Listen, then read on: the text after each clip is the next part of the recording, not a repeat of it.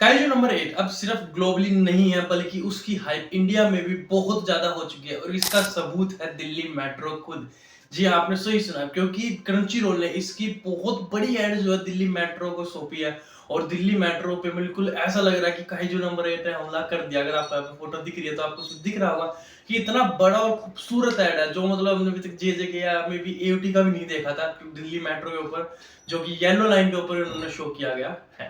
But इसके अलावा आज की वीडियो में हम बात करने वाले हैं कि इस सीजन में हमें क्या क्या देखने को मिला और इसके नेक्स्ट सीजन से हम क्या क्या चीजें एक्सपेक्ट कर सकते हैं। क्योंकि इस एनिमे का इतनी ज्यादा हाइप नहीं थी स्टार्टिंग में, बी ट्रू मुझे भी इतनी ज्यादा उम्मीद नहीं थी कि ये इतना ज्यादा सुपर हिट जाएगा।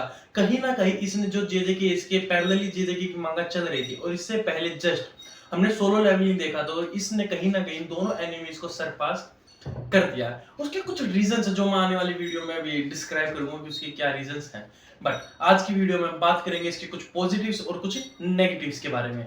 सबसे पहले ओ भाई, इस एनिमे की क्या ब्यूटीफुल स्टार्टिंग दी गई थी। मतलब एक ऐसा बंदा जो टूट चुका है, ऐसा बंदा जिसके सपने कुछ अलग ही लेवल के, ऐसा बंदा जो मतलब खुद ही इतना नीचे है और उसके जो सपने हैं लड़की को लेके, ओ भाई मतलब बड़ा पसंद आया था मेरे को जब मैंने इसका फर्स्ट एपिसोड ही देखा था।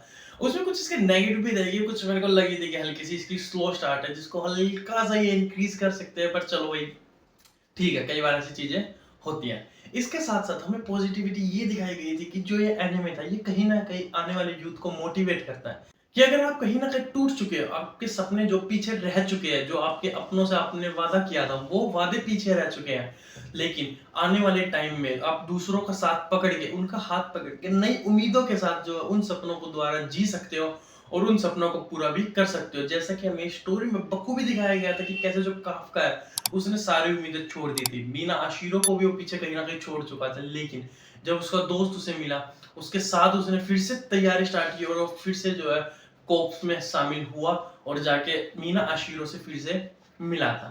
इसके अलावा हमें दिखाया गया कि कैसे जो एक दूसरा काइजू था, जो उड़ने वाला काइजू था जिसने आके काफका पे हमला किया था, मैं हमला नहीं कहूंगा क्योंकि उसने ये आके बकायदा बात कही थी कि मैंने तुम्हें ढूंढ लिया, तो वो कहीं ना कहीं उस पर हमला नहीं कर रहा था बल्कि उसकी एक तलाश में था। जब उसे और वो मिला वो उसके अंदर चला गया और उसे काइजू नंबर 8 की पावर्स दी। और वो पावर्स कितनी ज्यादा थी आप सब लोग जानते हो कि मतलब कमाल की। इसमें इन्होंने टर्म यूज की थी, अगर आपको ध्यान होगी, रेजिलियंस पावर। रेजिलियंस पावर का मतलब था कि 10 के बेस पे बेसिकली एक स्केल है जिसमें ये लोग बताते हैं कि किसकी पावर कितनी है। अगर आपको याद हो जब एपिसोड 10 में हमें दूसरा जो काइजू वो देखने को मिला था जो इतना ज्यादा पावरफुल था कि मीना आशिरो के उसने छक्के छुड़ा दिए थे। जितने भी कॉप्स में वो थे, जितने भी उनके हंटर्स थे, सभी के सभी मरने को हो गए थे।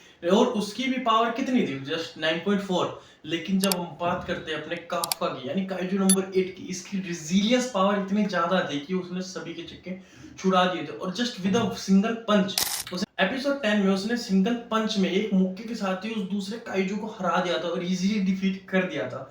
और यही से कहीं ना कहीं उसका एक नेगेटिव पॉइंट भी निकल गया था जिसमें आप मतलब खुद भी रिलाई करोगे कि भाई ये चीज सच है। क्योंकि जब हमें वो फाइट दिखाई गई थी, बेसिकली मैंने इसकी मांगा पढ़ रहा था पैरेलली, तो मैंने पहले ही पढ़ ली थी कि वो आएगा और उसको सिर्फ एक पंच में खत्म कर देगा। बट वही ना कहीं उसकी ओवर एम्फेसिस ऑन एक्शन वाली बात निकल के आती है, क्योंकि वो हाइप ना बहुत ज्यादा उन्होंने क्रिएट कर दी थी कि वो बेस को तबाह कर रहा है, मीना आशिरों के छक्के छुड़ा दिए, सारे जो बंदे हैं वो मरने को रखे हैं।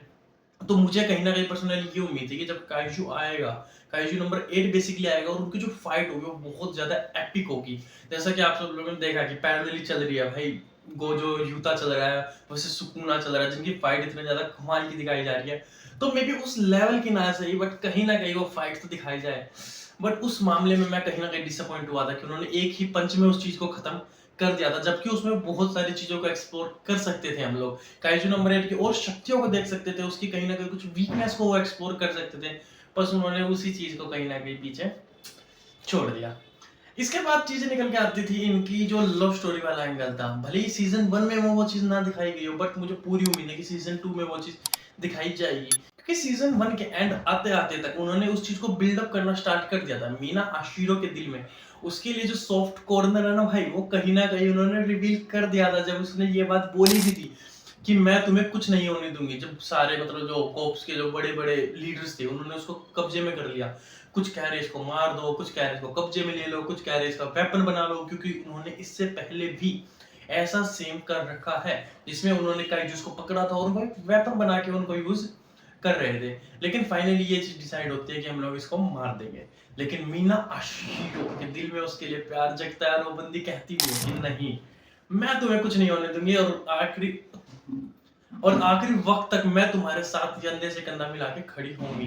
तो मे बी इसी चीज को आगे आने वाले सीजन 2 में ये लोग कंटिन्यू करेंगे और हमें ये चीज दिखाई जाएगी कि पास्ट में इनकी जो लव स्टोरी वाला एंगल है वो कैसा रहा था, कैसे इनके बीच में जो लव केमिस्ट्री थी वो फॉर्म हुई थी और कैसे वो चीजें खत्म होते होते आई थी। क्योंकि इसका कहीं ना कहीं हमें छोटे छोटे जो ग्लिम्पसेस है ना वो मांगा में दिखा चुके हैं ये लोग, बट इसे एनिमे में यार मतलब एक सीजन में वो लोग कितना ही दिखाएंगे, जबकि 20-25 मिनट का एक एपिसोड है, उसमें फाइट भी दिखानी है, सब कुछ दिखाना है। अब मैं बताऊंगा कि ना मेरे को पर्सनली कैसा फील हुआ था भाई, मेरे ना गूज बम्स खड़े हो गए थे। मेरे को अभी भी याद है मैं जहांगीरपुरी वाले मेट्रो स्टेशन पे खड़ा था और उस तरफ से जो मेट्रो आई, मतलब भाई वो मेट्रो आके रुकी। मेट्रो आप जानते हैं कि काइजू नंबर का थीम कैसा है, ब्लूइश ब्लैक, तो काफी डार्क था।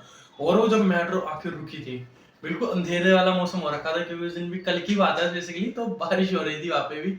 तो वो मौसम में वो जिस तरह से वो चीजें आई थी, मतलब यार मैं उस चीज को ना एक्सप्लेन वर्ड्स में आपको कर ही नहीं सकता। और मेरे को उसकी वीडियो भी कई जगह नहीं मिली।